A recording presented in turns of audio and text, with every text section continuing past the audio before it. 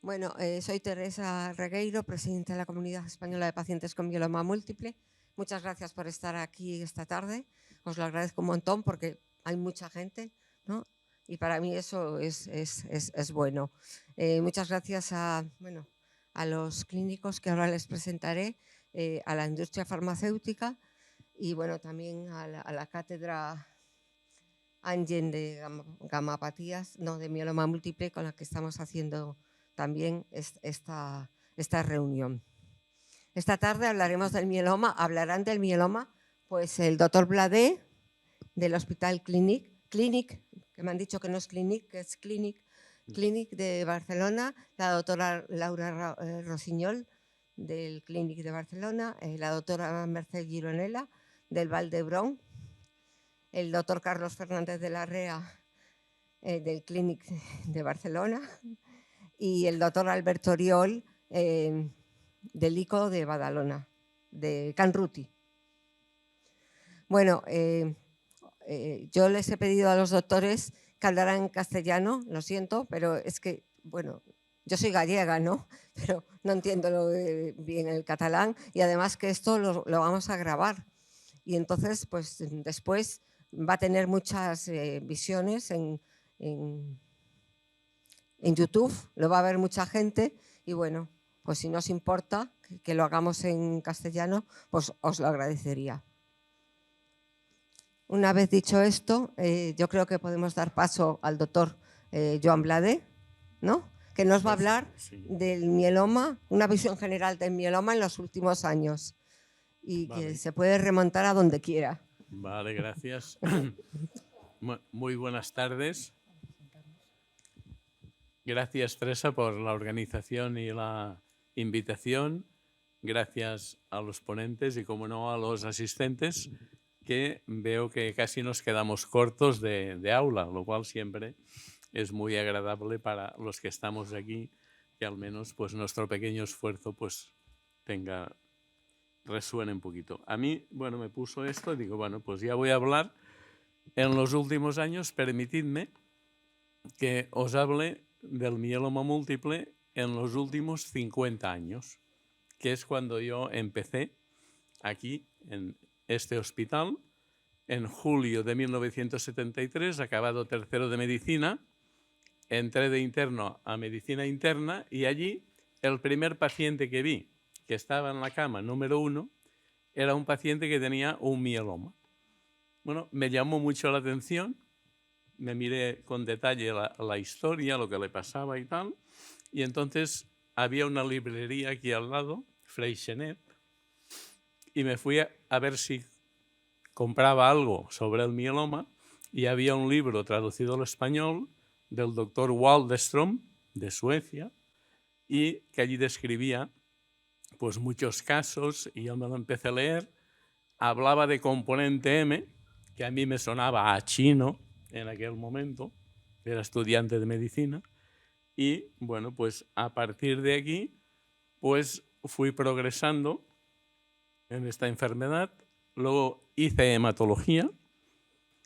Dentro de la hematología realicé mi tesis doctoral sobre el pronóstico de los pacientes con esta enfermedad y me fui pues especializando en el mieloma en particular y en otras gamapatías, ¿no?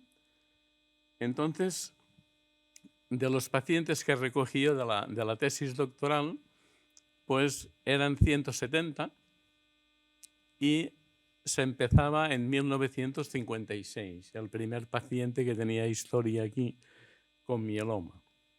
Y entonces también encontré una carta del doctor Sanz Sabrafén, que entonces era un hematólogo eminente de esta institución y de Cataluña, que había probado un fármaco que se llamaba Melphalan en un paciente con mieloma, un alemán que residía en Barcelona, si no recuerdo mal, José Risner-Flesch, y envió una carta al ministerio diciendo las maravillas del Melphalan y que esto se tenía que conseguir porque podía curar a los pacientes con esta enfermedad.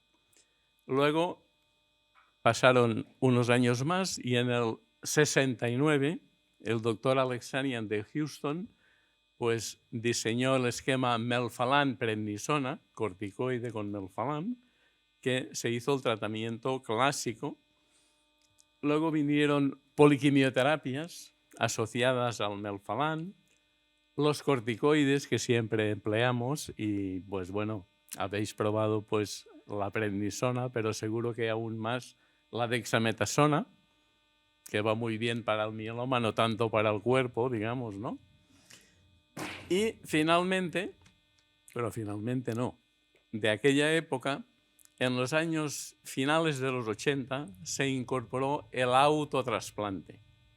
El autotrasplante, que fue un avance ya, aquí me lo he apuntado con una flechita, ya importante.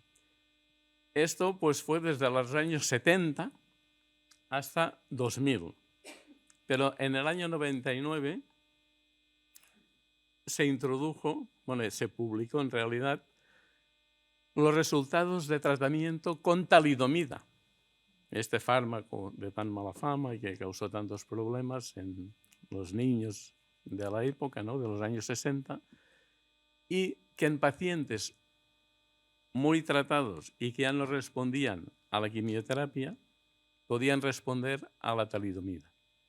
Al menos un 30% respondían. De entrada te quedas un poco perplejo, ¿no? Porque es un mecanismo de acción que no entiendes y tú estás acostumbrado a la quimio y a la radioterapia y al trasplante y te vienen con la talidomida. Y entonces, viniendo de un congreso de Suecia en el 99, en noviembre del 99, pues di por primera vez talidomida a un paciente que tenía un mieloma, era médico e internista, un internista importante de la ciudad, y le dije, mira, te vamos a dar talidomida porque vengo de un congreso y esto, dice, talidomida, oh, cuidado, Bladé, ¿a cuántos lo has donado eso? ¿Cuántos los has dado talidomida? Digo, hombre, serás el primero. Dice, pues, ¿por qué no lo das a otro y que yo sea el segundo? Digo, no, hombre, porque si pasa algo, pues ya paro y tú no me vas a denunciar, porque somos amigos y coleguillas, ¿eh? Bueno, y entonces respondió y en mi consulta, cuando tenía la lista de pacientes, ya sabía yo los que iban tomando talidomida y estaba esperando ver los resultados de cómo les había ido, porque aquí empezó no solo el efecto de la talidomida, que ahora lo hemos superado, pero empezó una nueva era en el tratamiento del mieloma distinta a la quimioterapia. En el 2002 empezamos con el bortezomib. Aquí la doctora Roseñol era mi mano derecha e izquierda con el bortezomib en los ensayos clínicos. Luego, 2008, ya se aprobó la lenalidomida. Unos años después, la pomalidomida, talidomida, lenalidomida, pomalidomida, son inmunomoduladores que se han ido incorporando en el tratamiento del mieloma, tanto inicial como en mantenimiento, y que nos han y os han ayudado muchísimo, ¿no?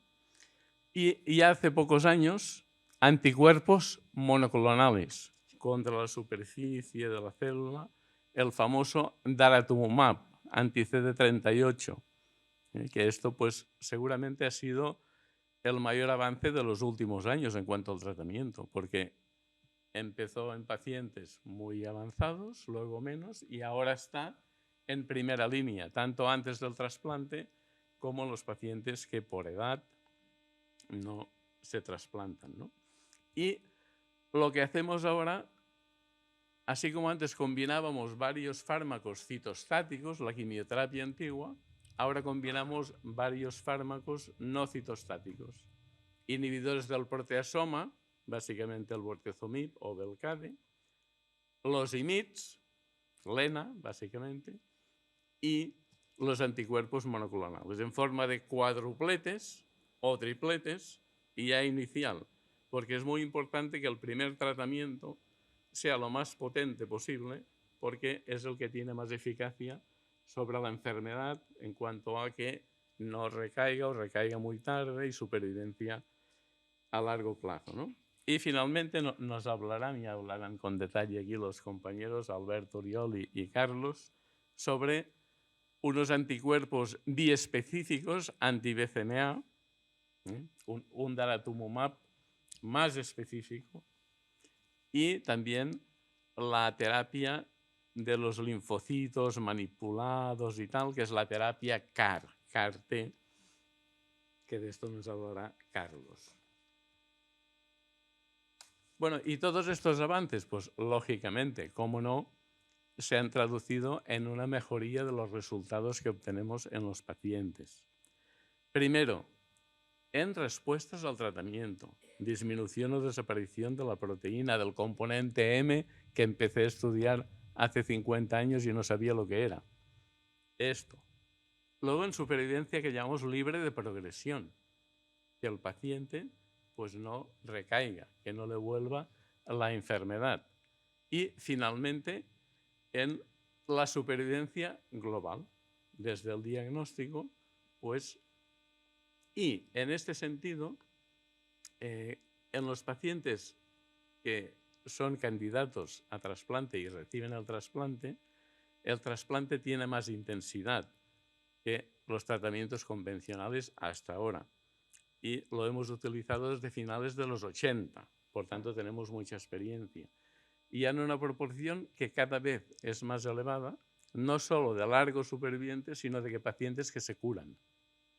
A los 10 años no les ha vuelto el mieloma. Si no les ha vuelto a los 10 años, sería muy difícil que les volviera. Pueden haber recaídas tardías, pero no es lo común. Con los fármacos nuevos sin trasplante, las respuestas son cada vez mayores. La profundidad de respuesta también. Lo que dura la respuesta también. Pero esta cola de pacientes que podríamos llamar curados, aún no la sabemos, porque necesitamos más seguimiento con los nuevos fármacos, ¿no? Y de hecho aquí nosotros tenemos recogidos todos los pacientes que se han diagnosticado y seguido aquí en el hospital desde 1970. Son casi 1.500.